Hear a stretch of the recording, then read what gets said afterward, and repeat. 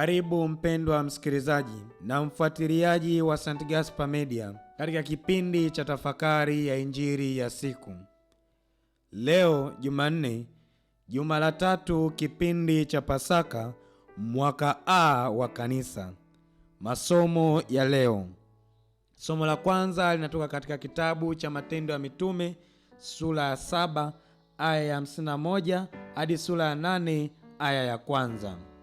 Na Injili takatifu kama ilivyoandikwa na mwinjili Yohane sura ya 6 aya ya 30 hadi ya 35. Karibu tusikilize Injili. Injili takatifu kama ilivyoandikwa na Yohane. Siku ile Wayahudi walimwambia Yesu, unafanya ishara gani basi ili tuione tukakuamini? Unatenda kazi gani? Baba zetu waliila mana jangwani, kama vile ilivyoandikwa, aliwapa chakula cha mbinguni ili wale. Yesu akawaambia, amin, amin nawaambieni, siye Musa aliyewapa chakula kile cha mbinguni, bali Baba yangu anawapa ninyi chakula cha kweli kitokacho mbinguni. Kwa maana chakula cha Mungu ni kile kishukacho kutoka mbinguni na kuupa ulimwengu uzima. Basi wakamwambia, Bwana, siku zote utupe chakula hiki. Yesu akawaambia, mimi ndimi chakula cha uzima. Yeye ajaye kwangu hataona njaa kabisa, naye aniaminie hataona kiu kamwe. Neno la Bwana. Sifa kwako Kristo. Ndugu wapendwa, karibuni tutafakari pamoja masomo tuliyokwisha kuyasikia. Katika somo la kwanza kutoka katika kitabu cha Matendo ya Mitume sura ya 7 aya ya 51 hadi sura ya 8 aya ya kwanza, tunaendelea kusoma na kusikiliza masimulizi juu ya Stefano, shemasi na shahidi wa kwanza, moja kati ya mashemasi 7 waliochaguliwa na kushuhudiwa kuwa wema na wenye haki na wenye kujawa na Roho Mtakatifu. Miongoni kati ya jamii ya wanafunzi waliochaguliwa kwa ajili ya kuhudumu mezani ili kuwasaidia mitume, na hii tunaipata kusoma katika kitabu cha Matendo ya Mitume sura ya 6 aya ya kwanza hadi ya 7. Stefano ambaye leo katika kilele cha mahubiri yake anauawa kwa kutupiwa mawe kwa kule kutetea haki. Leo mbele ya washitaki waongo wa Stefano mwenyewe anatetea haki na kusema ukweli. Na hii tunaona ni baada ya kushindwa kushindana na hekima na Roho Mtakatifu anenaye ndani ya Stefano. Wanamkamata na kumpeleka mbele ya baraza. Na hii pia tunasoma katika kitabu cha Matendo ya Mitume sura ya 6 aya ya 8 hadi ya 15. Stefano sasa anakemea na kukaripia wakuu wa makuhani juu ya dhambi yao kubwa ya kumpinga Roho Mtakatifu na kutokutenda haki, zaidi sana tabia yao ya kuwatendea vibaya manabii, jambo ambalo likawachoma mioyo na kuwasaga meno. Na kwa ushuhuda wake Stefano juu ya utukufu wa Mungu, wanaamua sasa kumkamata na kumtoa nje ili wampige mawe mpaka kufa kwake. Mpendwa, yapo mambo mawili ya kujifunza hapa juu ya Stefano, shemasi na shahidi. Ushuhuda wa imani likiwa kama jambo la kwanza, na jambo la pili, msamaha kama kilele cha maisha ya Mkristo. Jambo la kwanza, ushuhuda na imani thabiti. Mpendwa, kama ilivyokuwa kwa Stefano, alikumbana na changamoto mbalimbali na magumu mbalimbali hata kupelekea kifo chake. Kumbe hata sisi mara kadhaa katika utume wetu au katika kutimiza nyajibu zetu kwa haki, tunajikuta tukikumbana na upinzani mkubwa na hata kuumizwa, kama tunavyosoma katika historia za watakatifu mbalimbali na mashahidi na wafia dini katika maisha yao au katika historia zao za maisha yao hapa duniani.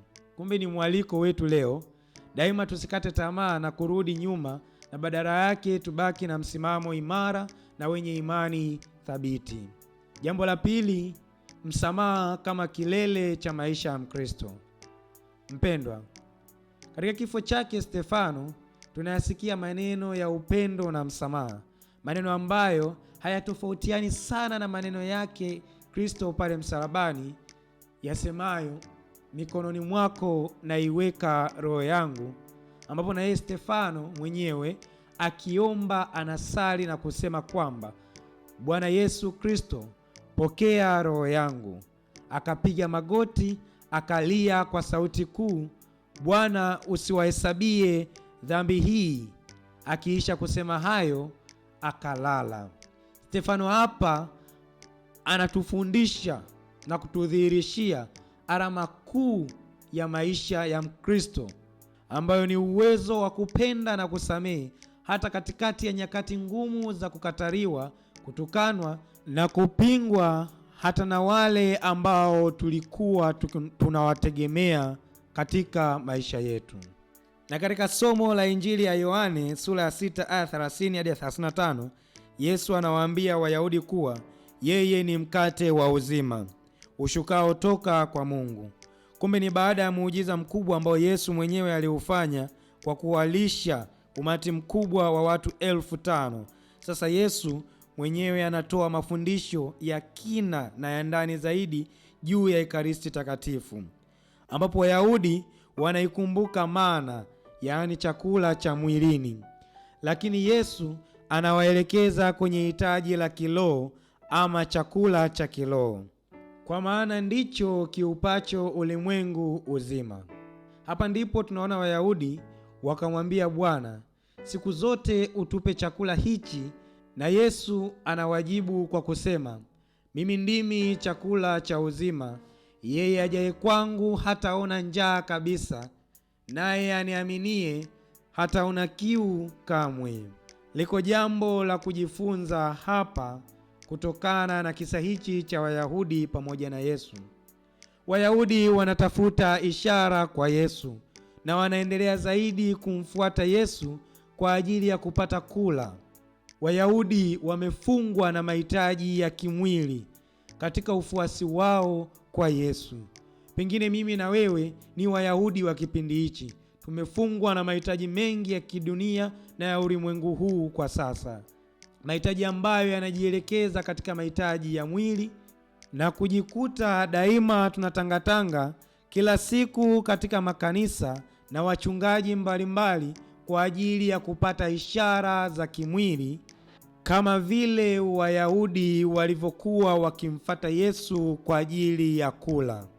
Mbaya zaidi, hapa tunajikuta tunasahau kujihudumia au kuzihudumia roho zetu wenyewe kwa namna moja ama nyingine. Kumbe kule kusema kwa Yesu kwamba mimi ndimi chakula cha uzima, yeye ajaye kwangu hataona njaa kabisa, naye aniaminie hataona kiu kamwe, kututafakarishe juu ya nia zetu tunapoamua kuwa wafuasi na kumfuata Yesu katika maisha yetu ya kila siku. Na daima tutambue kwamba Kristo mwenyewe anajitoa kama chakula kinachoshibisha njaa zetu na njaa za undani wetu kama wanadamu, njaa ambayo inadai upendo, njaa ambayo inadai haki, na njaa inayodai uzima wa milele katika ukamilifu wake. Mpendwa, kutokana na masomo yote tuliyokwisha kuyatafakari, tunapata mafundisho makuu matatu. Fundisho la kwanza, sakramenti ya Ekaristi. Ni juu ya sakramenti ya Ekaristi ndiyo ambayo ni chanzo na kilele cha maisha ya Mkristo Mkatoliki au maisha ya Kikristo.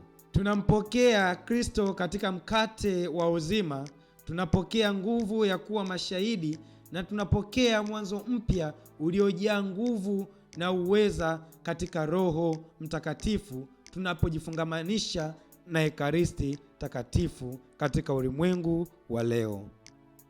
Fundisho la pili ni juu ya ujasiri wa imani. Kama vile Stefano, Mkristo shahidi, shemasi wa kwanza, Mkristo anaitwa kusimamia ukweli hata kama ulimwengu unampinga. Uhusiano wetu na Kristo unapaswa kuwa na nguvu kuliko hofu ya kibinadamu, hofu ya kifo au hofu nyingine yoyote. Na fundisho la tatu ni juu ya neema ya Roho Mtakatifu. Mpendwa, tunapaswa kutambua bila neema ya Roho Mtakatifu hatuwezi kuelewa mambo yoyote yahusuyo imani yetu, na badala yake tunakuwa na shingo ngumu na tunafanya migumu mioyo yetu katika kuyaelewa mafumbo yote ya Kristo katika maisha yetu. Mpendwa, ni Roho Mtakatifu pekee anayeweza kutufungulia mambo haya na kuweza kuyaelewa. Anaweza kufungua macho yetu na kuona utukufu wa Mungu katika maisha yetu ya kila siku. Kumbe, katika tafakari hii tunaalikwa tujiulize, je, tunatafuta mana, yaani mambo ya kupita tu ya ulimwengu huu, au tunamtafuta Kristo, yaani mkate wa uzima? Tunapaswa kutambua kwamba tunapoishi kwa kumtegemea Kristo, hata tukikumbana na mawe ya magumu ya maisha yetu kila siku, tuna uhakika wa uzima wa milele mkononi mwa Mungu. Kumbe leo tusali tukiomba neema ya Mungu Roho Mtakatifu ituongoze tuweze daima kumtafuta Yesu katika maisha yetu kama mkate wa uzima wa milele. Na kushukuru kwa kutafakari pamoja nami injili ya leo. Niliyekuletea tafakari hii ni mimi Frateri Jackson Silayo wa shirika la wamisionari wa damu takatifu ya Yesu kutoka seminari kuu ya Mtakatifu Gaspari del Bufalo, Kora, Morogoro. Itukuzwe damu ya Kristo! Milele amina. Mwanakondoo imara apeperusha bendera nyeupe na safi ya sheria, ushindi wa kimungu. Nasi tunajivunia imani twasakafia